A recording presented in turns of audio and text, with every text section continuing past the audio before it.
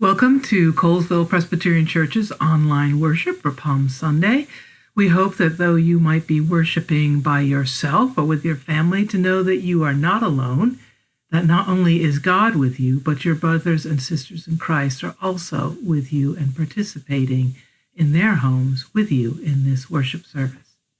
So let us come and enter the Lord's courts with praise and thanksgiving.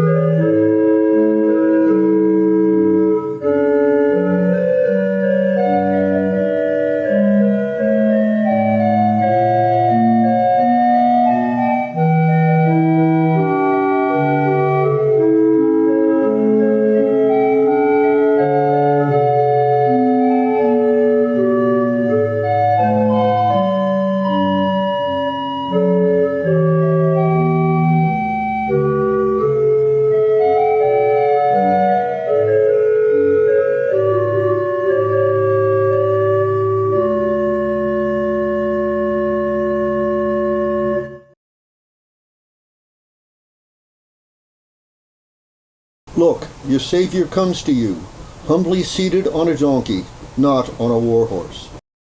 The stone which the builders rejected has become the cornerstone.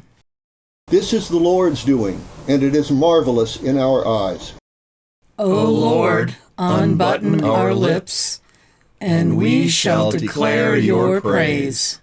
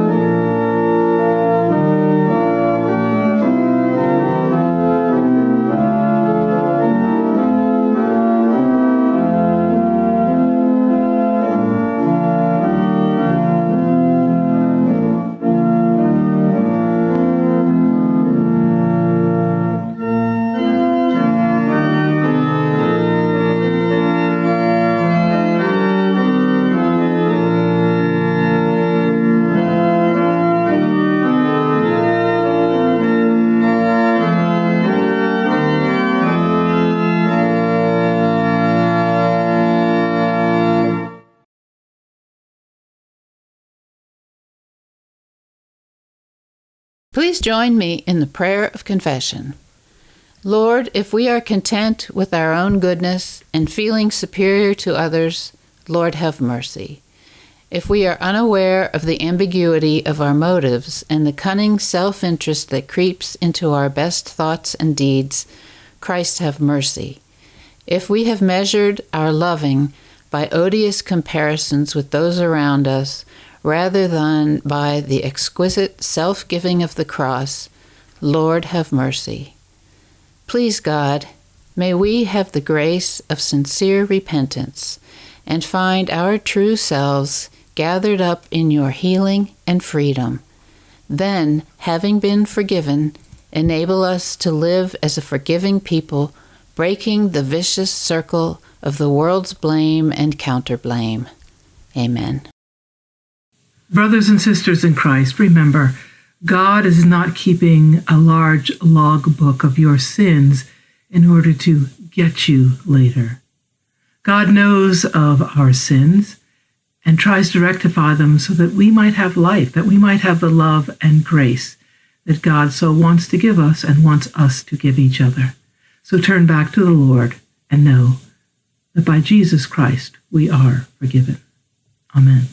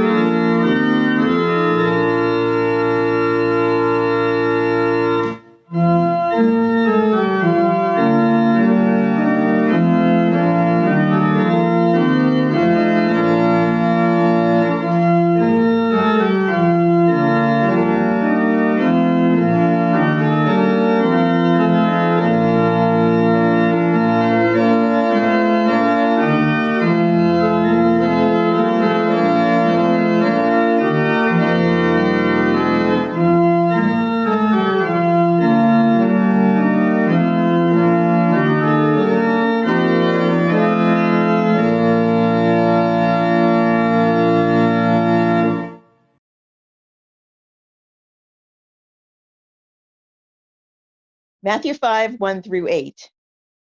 When Jesus saw the crowds, he went up to the mountain, and after he sat down, his disciples came to him. Then he began to speak and taught them, saying, Blessed are the poor in spirit, for theirs is the kingdom of God. Blessed are those who mourn, for they will be comforted. Blessed are the meek, for they will inherit the earth. Blessed are those who hunger and thirst for righteousness, for they will be filled. Blessed are the merciful, for they will receive mercy. Blessed are the pure in heart, for they will see God.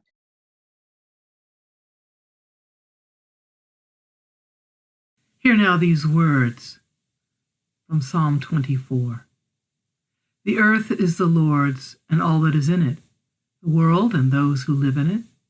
For God has founded it on the seas and established it on the rivers. Who shall ascend the hill of the Lord?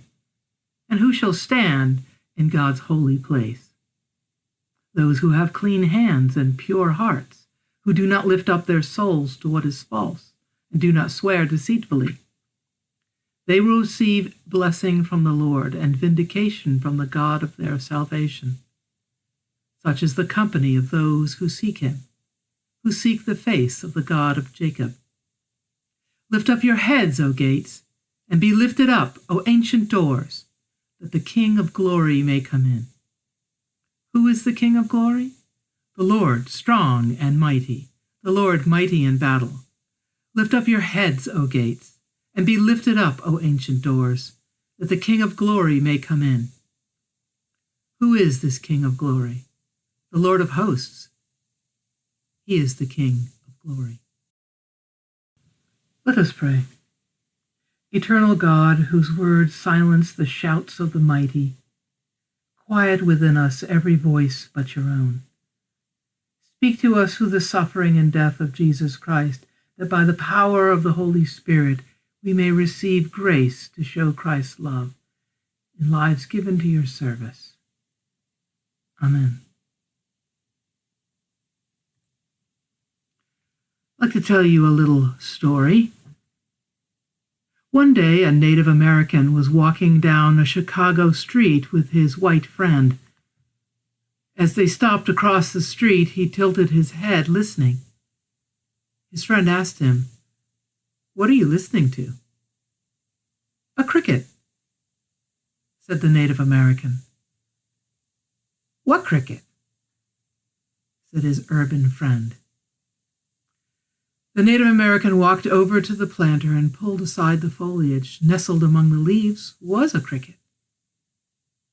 "I can't believe it.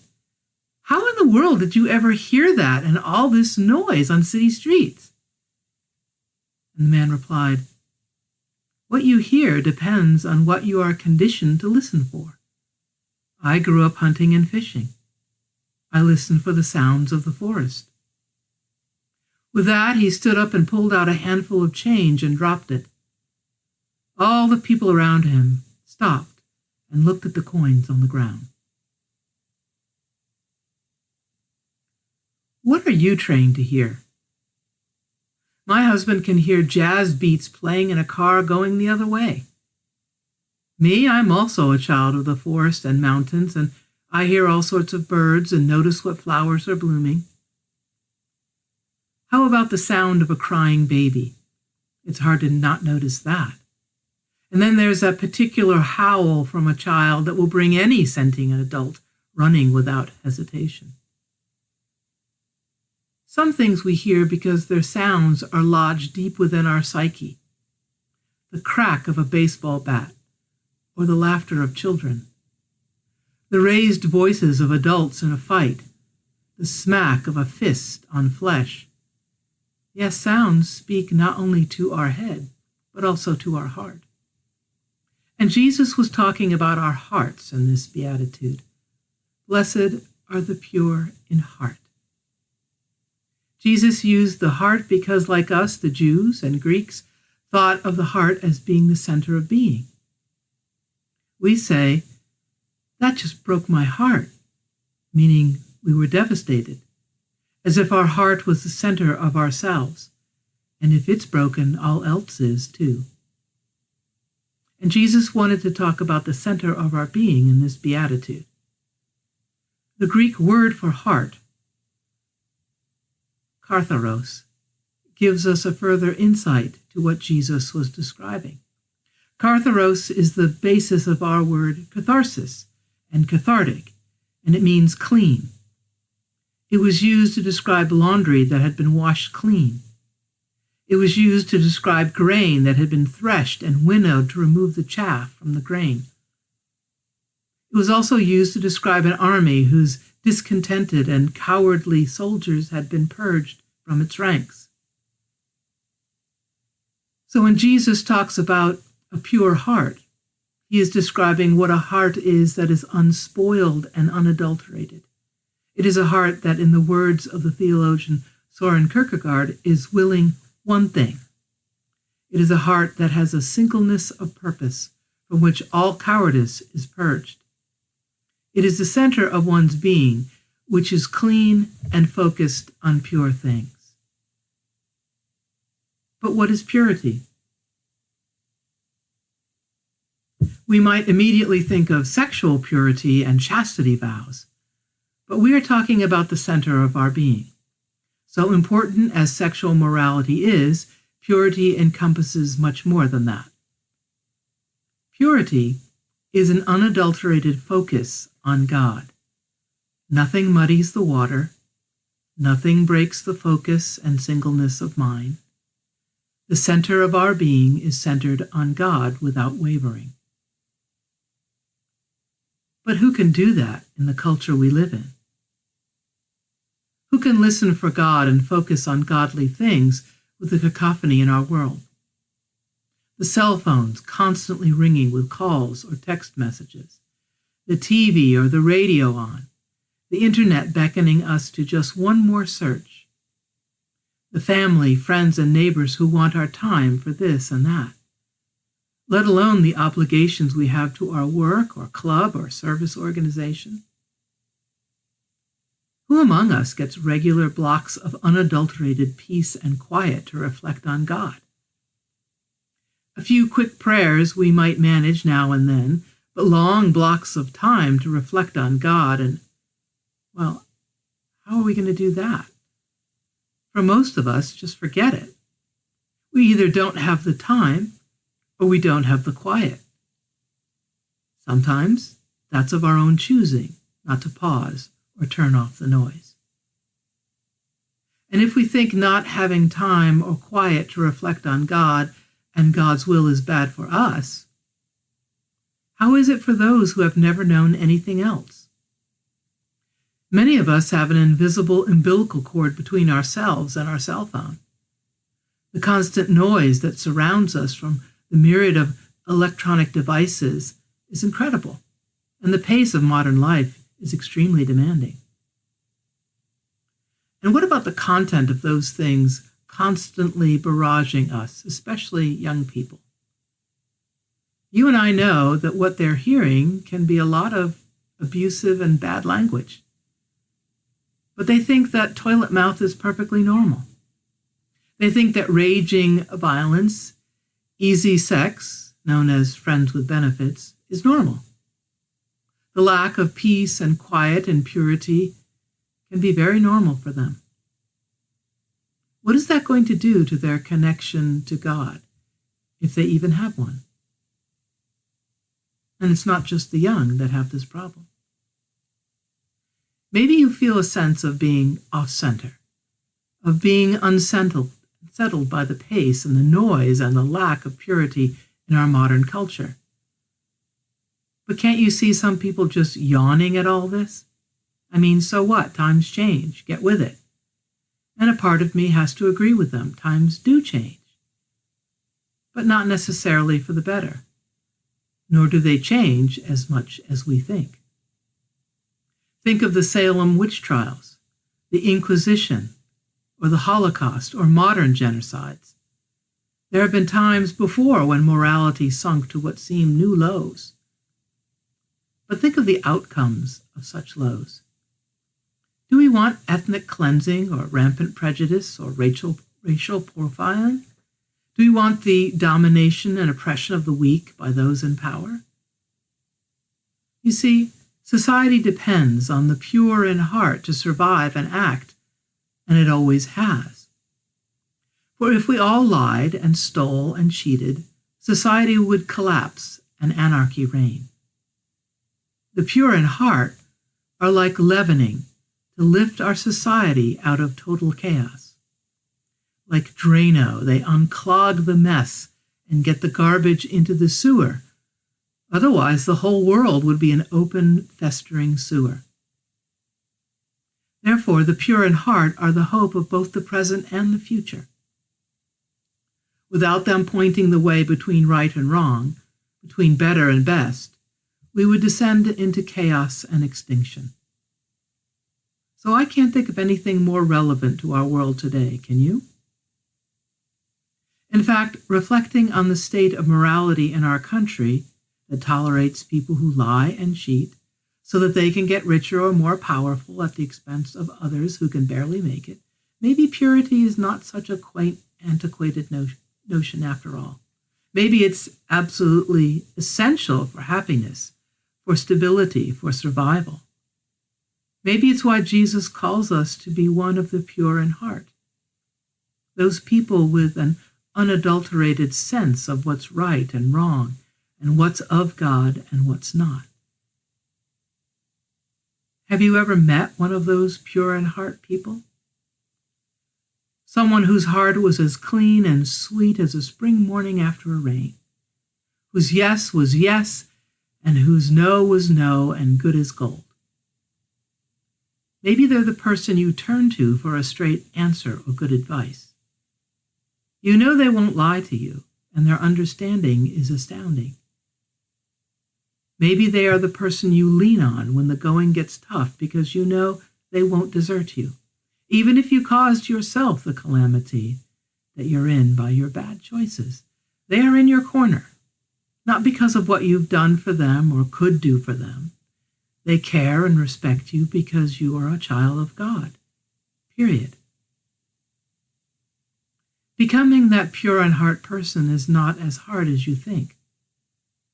Sometimes it starts with a little thing, but it always starts with our heart.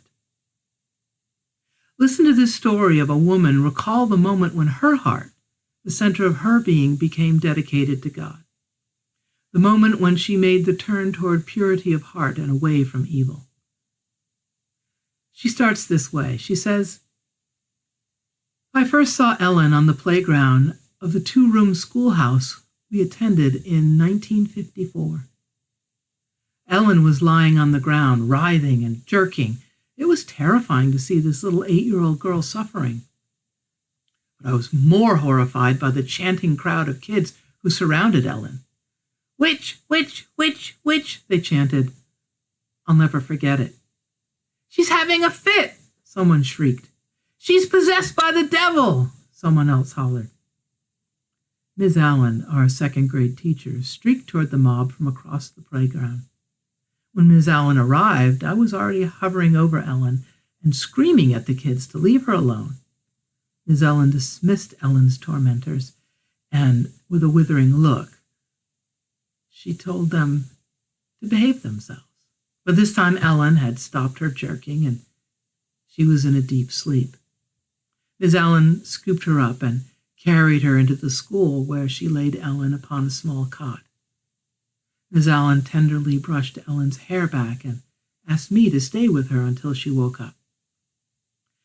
That was when Ms. Allen explained to me about Ellen's epilepsy and that she had just suffered a grand mal seizure. When Ellen wakes up, don't upset her, Ms. Allen admonished. Then she left the little room and I sat with Ellen, who soon awakened. I had a seizure, didn't I? She said with a smile. I nodded as I took her hand. Did all the kids gather round again? She said. Trying not to upset her, I could think of nothing to say except the truth. Yes. They think I'm demon-possessed, you know, Ellen stated simply. I nodded again, not fully understanding the cruelty I had witnessed. Soon Ellen's mother came and took her home. I then followed Ms. Allen down the hall to our classroom, where all the kids sat with their heads down on their desks. Ms. Allen told them to sit up straight, and she laced into them immediately. She must have talked for an hour explaining about epilepsy and superstition to a bunch of ignorant kids who had been programmed their entire lives to react the way they did. From that moment, both Ellen and I were ostracized, but I didn't care because I felt called to protect Ellen. She became my first real friend. Ellen and I were total opposites. She was gentle, and I was willing to initiate a fight at the first sign of trouble. She was a lady, and I was a tomboy. She forgave all her tormentors, but I was just aching for an opportunity to fight them. To me, Ellen was an angel of grace, and I became her guardian angel.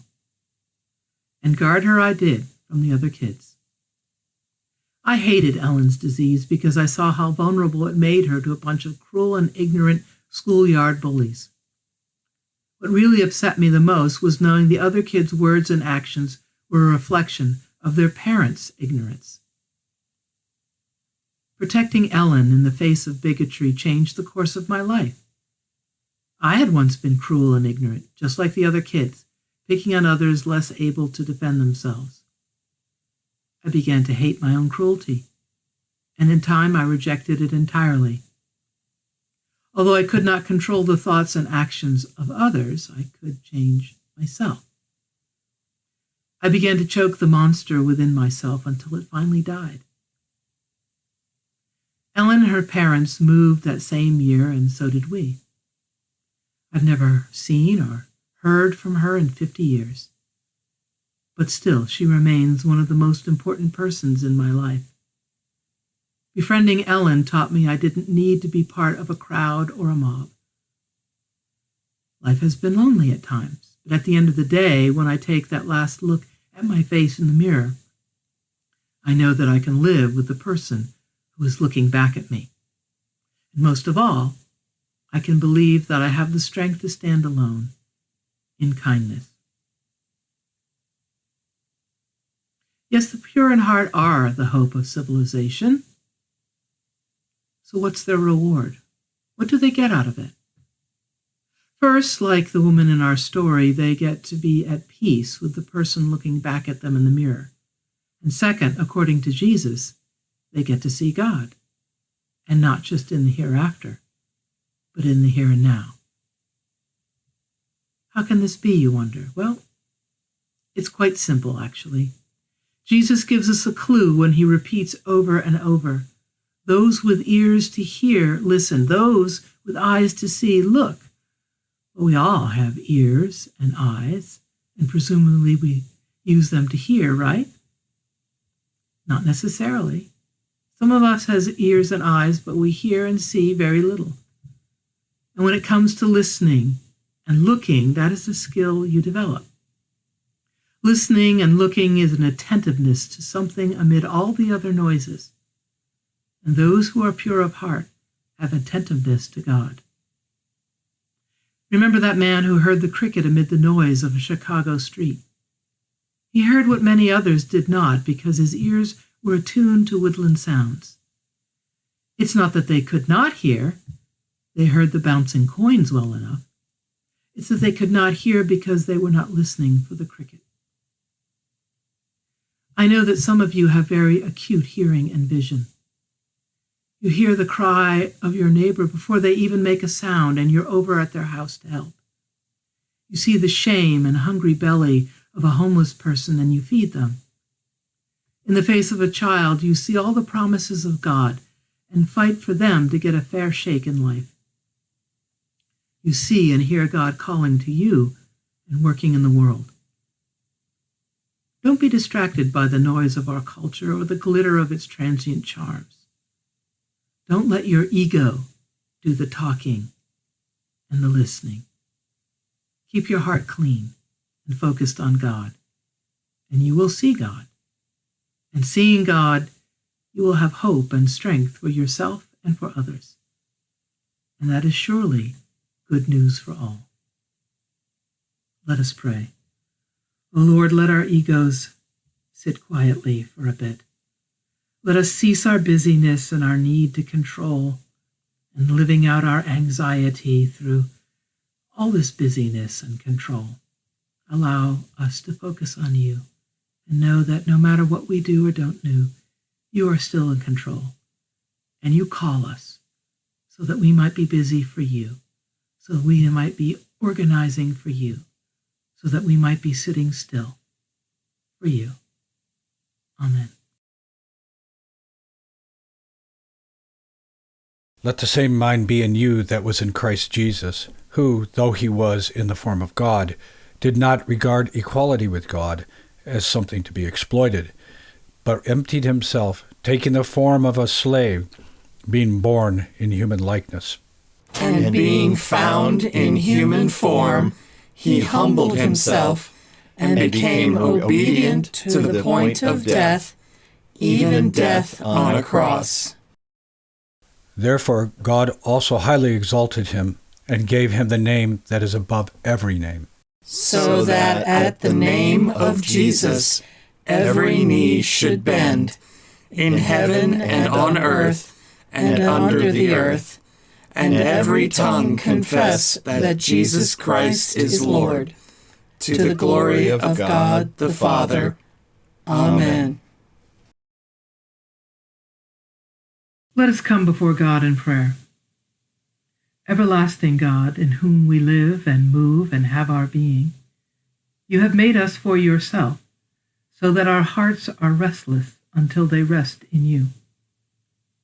Give us purity of heart and strength of purpose, that no selfish passion may hinder us from knowing your will, no weakness keep us from doing it.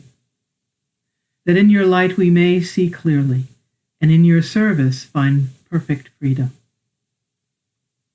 God of compassion, we ask you to hear our prayers for those we love, for those we are concerned for ourselves. We lift up to you the health professionals that are risking their lives to save ours, the doctors, the nurses, the technicians, the janitors that go into infected places to clean things out. We remember those who are still serving us in stores, in delivery, and doing all the things that we need so that we may stay at home and stay safe. We ask your blessing on those who are taking care of others, those who are caring for family members and friends, those who are reaching out literally to their neighbors next door to them and across the street. May we find in this time of difficulty a new bondage to let go of old things and old ways and embrace your way and come together in unity and love, in forbearance and patience and forgiveness. Lord, we ask you to be with our leaders, those that lead our community and our state, those that lead our country and our world, that ambition may not overtake compassion, that patience may sit alongside wisdom, that they may be guided in your ways to the benefit of all. Help them in the difficult decisions that they must make. O Lord, we lift up to you those who are sick, those who are dealing with debilitating illnesses, those who are dying, and those who are grieving. We ask that your peace may come upon them, that healing may be theirs, and when that is not possible, that you might lift them into your everlasting arms. We pray all these things in the name of Jesus, who taught us to pray, saying, Our Father in heaven, hallowed be your name. Your kingdom come, your will be done, on earth as it is in heaven. Give us today our daily bread. Forgive us our sins, as we forgive those who sin against us. And lead us not into temptation, but deliver us from evil. For yours is the kingdom, and the power, and the glory, forever and ever. Amen. People of God, remember that some crosses should not, and sometimes cannot, be avoided. May we remember that in Christ, by the power of God, even the worst events can be transformed into new life.